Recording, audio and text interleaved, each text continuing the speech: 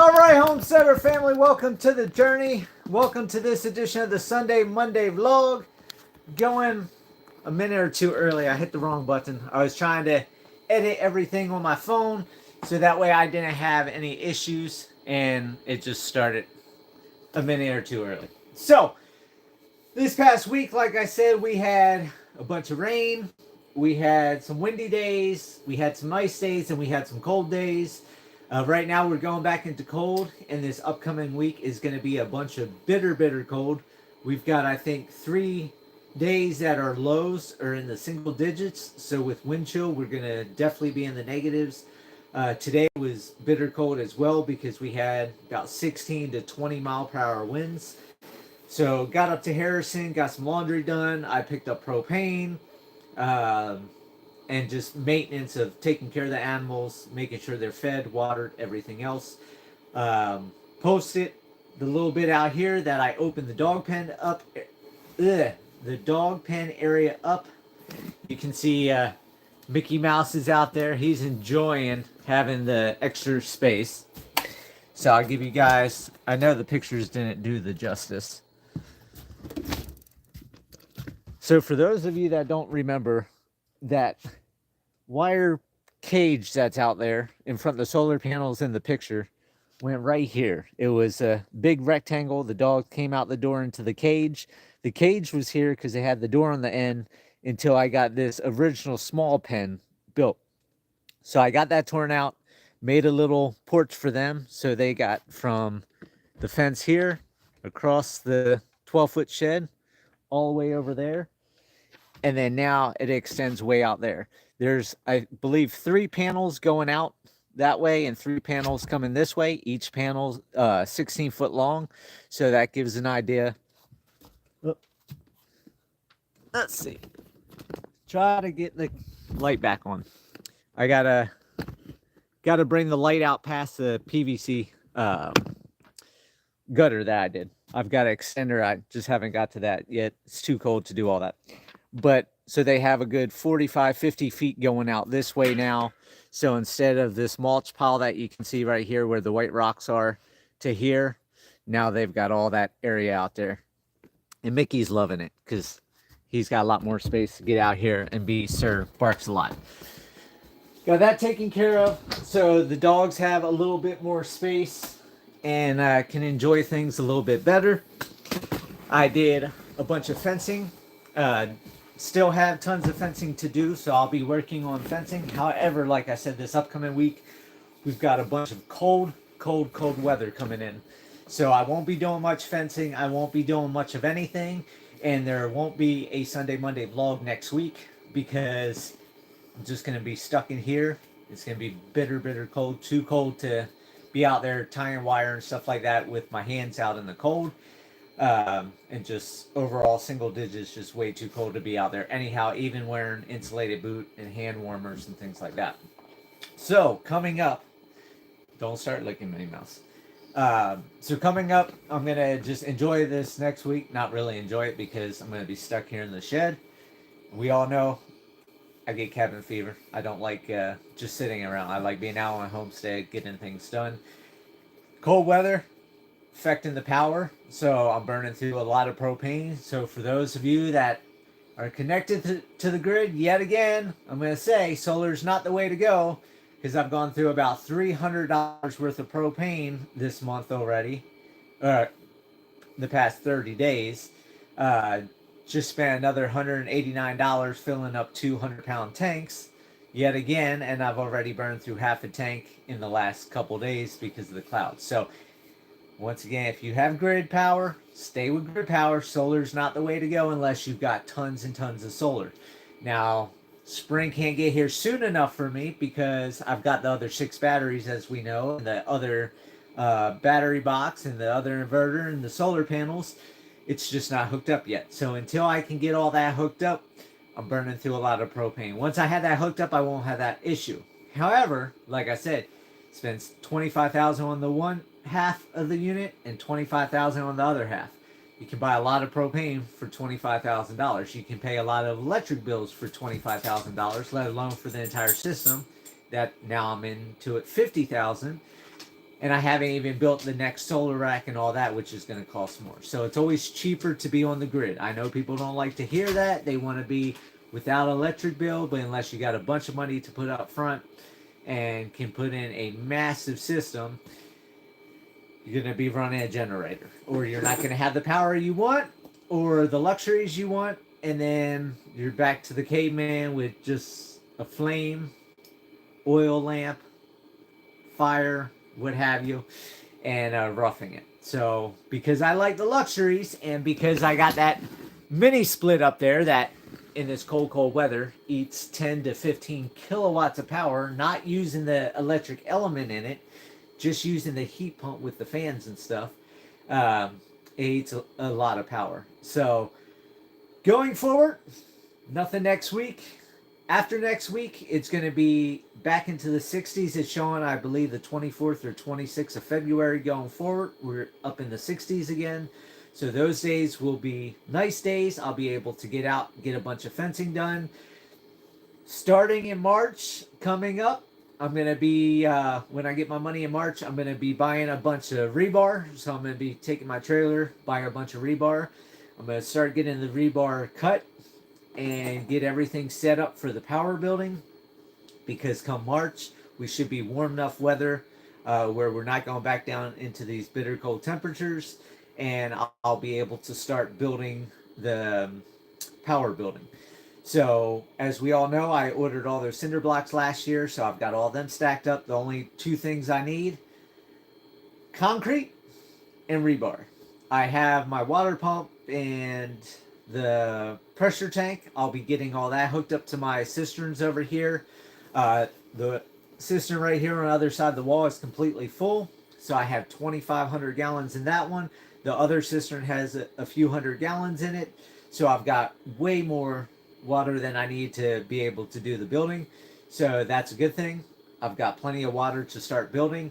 So come March, I'll get the rebar, get all that cut up in the couple weeks in March, and then as I start getting all the forms built, I'll get all that set up, and then I'll get a pallet of concrete, bring a pallet of concrete in, start mixing the concrete, get the pressure pump, pressure tank, all that hooked up, because I need pressure for that mud mixer that I got, that concrete plant mixer. So then that way I can mix all the concrete, get the footer and all that done for the first base of cinder blocks, get all the rebar put in, start building layer after layer, then get doors eventually, and then get the roof put on the building, and then I'll be all set to go. I'll be able to start getting the other batteries hooked up in there, get the other inverter mounted, get all that set up. So then that way I can get Steve to come over and just swap the wires real quick and plug the solar system I have now into that system, so that way I don't lose power in here for days on end. And then I can go ahead over several days, transfer the batteries from in here and get the new panel set up and get everything hooked up over there, and then get Steve to connect the systems together so it's one giant system. And then hopefully I won't have to run the generator next winter, because I know summertime I never had to run the generator. It's just these cloudy days during the winter and wet season. So when I get the other solar panels hooked up as well, I won't have to run the generator. So at that point, that $50,000 investment in total will be brilliant, because I won't be buying propane. I will have propane still on hand. I'll still have the generator, because you never know when you need it. But that will get me going. So March, I will be hitting it into high gear. Rest of this month will just be fencing. And as March progresses, power building will be built. Then the next thing after that will be finalizing the animal pen, so the animals can get into some more fresh land. I decided I'm not going to do it right away. I'm going to let spring hit. I'm going to let spring grow, and the weeds, the grasses, the leaves, everything pop on the trees and stuff inside the new pen. So that way it's got a bunch of feed in it when I let the animals into the new pen. So I'm thinking at this point, I'm probably going to wait till May, maybe the first week of June, to let the animals into the new pen. So that way I have all that food. If I let them in now any little bit of green that starts to pop up, they're just going to eat it down. Nothing's going to have a opportunity to grow. So if I let it grow abundantly, then they can go in, mow it down, and while they're in there mowing that down, the previous ground they're on should start sprouting stuff and kicking that into high gear. I have not bought seed. Putting money into other things right now. I'm going to buy a little more fencing, and then I'm going to buy the rebar, buy the concrete. So I'm not going to buy a bunch of seed this year. I think I'm going to bump the seed to maybe fall, maybe later into the summer, or maybe not until 2016 or 2026, because I just don't have the money for that. Now, if the restaurant sells, I'll be changing a bunch of things, because then that give me money flow to get more things. But for now, it's just going to be focusing on the power building, the animal pen, and then after that, probably starting in May, I should have enough money by May to start on the bathhouse. I'll get the bathhouse going for May. In June, maybe into July, I got to see how much I can get done and how much money will stretch depending on how expensive materials are. But by August, no later than August, I will have a water line ran to the bathhouse. I'm going to have a sink. I'm going to have a semi-kitchen. I'm going to have a stove in there and a little water room that will have the water pump, the pressure tank, the water filters, and everything like that. Then that way I don't have to have any of that stuff in my house. So the power building, all the electronics, all these fans, all the batteries, not going to take up space in the house. That's going to be in the power building. I'm going to have a kitchen in the house, but temporarily I'm going to put a stove inside the bathhouse by the sink, so that way I can do dishes. That way this upcoming Thanksgiving I can cook my turkey and all the rolls and bacon wrapped asparagus and all the things I do for Thanksgiving. And then Christmas, do my ham and mashed potatoes and green beans and all that stuff. That way life is more comfortable in the shed. I'm able to go out, cook. It's going to be a pain running back and forth in the cold, but it makes life a little more easier since I'm not going to be able to start on the house. It's also going to have the water set up. So like I said, I can do dishes. I'm not sure if I want to make the bathhouse big enough to fit a washing machine, because then I could do laundry here. Not 100% sure how far I'm going to go with that. After the bathhouse, it's going to be summertime. It's going to be hot, so I'm not sure if I'm going to be doing too much this summer. But going into fall, I'm going to get back to more fencing. I'm going to get back into extending the animal area even more. I'm going to be going into landscaping up here around the house area. I'm also going to be doing sometime before June. I'm going to get enough garden beds built that I can do some produce this summer, late spring maybe. I don't have time right now to do it for an early spring. But this fall, I will do a lot more garden beds and getting that prepared for 2026 so I can have a lot bigger garden for 2026. So this year is going to be a big year. It's not going to be the biggest year unless the restaurant sells, but it is going to be a big year, as in I'll have the power building, the animals will be on new land, the bathhouse will be done, I'll have running water here on the homestead, I'll have a little bit of garden bed, so I'll have a little bit of veggies to be able to munch on and have that enjoyment. The dogs will have a lot bigger area once the power building's built. This pen you just saw will be extended all the way out past the solar panels. I'll show that once they're into that big area. I still got a skirt around the other shed so the dogs can't get underneath the shed and go out that way. And then I might start building a barn. Not 100% sure yet if I want to do the barn first or the house first. But at this point, I'm leaning back again towards doing the barn first. The barn's going to be up here next to the shed. So that way the animals are going to be up here. But that also depends on if I have enough money to buy enough fencing throughout the fall in order to get the animals all the way out here. Um, for this year, I was hoping the animals would be all the way up here, but I don't have the money to do all the fencing.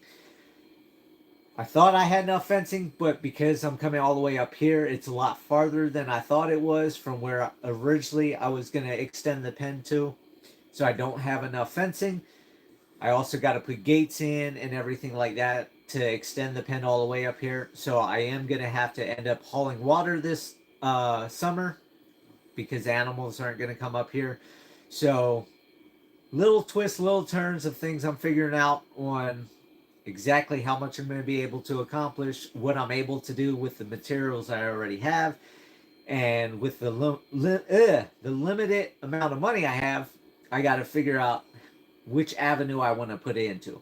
I know one big avenue is definitely the power building because spending $300 in 30 days of running a generator, that $300 could be going into something else. So having the power building so I don't have to spend that money month after month on cloudy days is worth it. Extending the animal pen is worth it because then they're not eating as much feed. I'm not having to buy as much hay, as much sweet feed, minerals, salts, and all that type of stuff.